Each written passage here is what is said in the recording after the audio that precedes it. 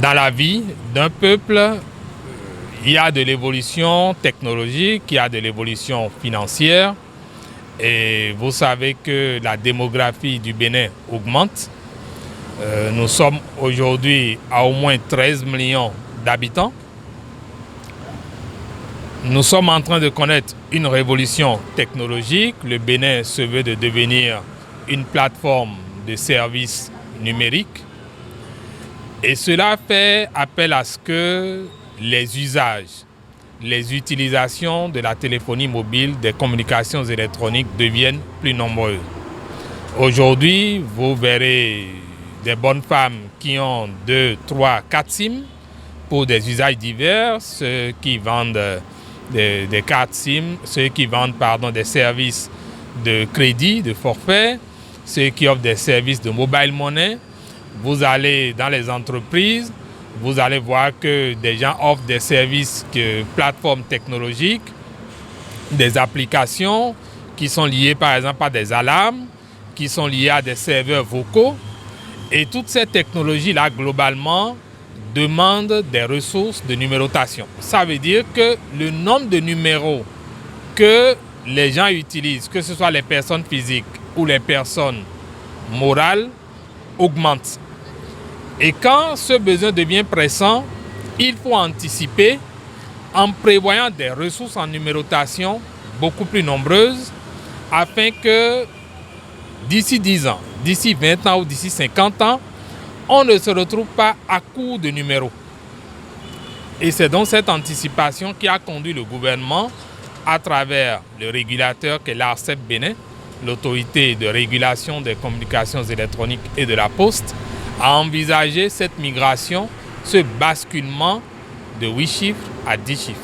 Je voudrais d'abord rassurer les consommateurs qu'ils n'ont pas grand-chose à faire. D'abord en ce qui concerne nos propres numéros, le numéro de l'abonné.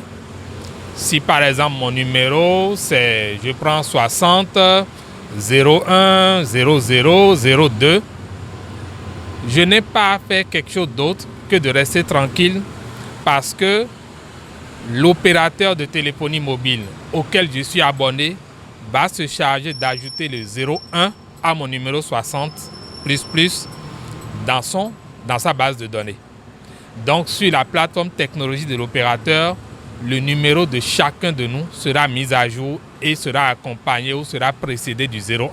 Par contre, dans nos portables, dans nos tablettes, sur nos plateformes, nous avons des répertoires téléphoniques ou des carnets d'adresses où les numéros de nos proches ou de nos partenaires sont enregistrés.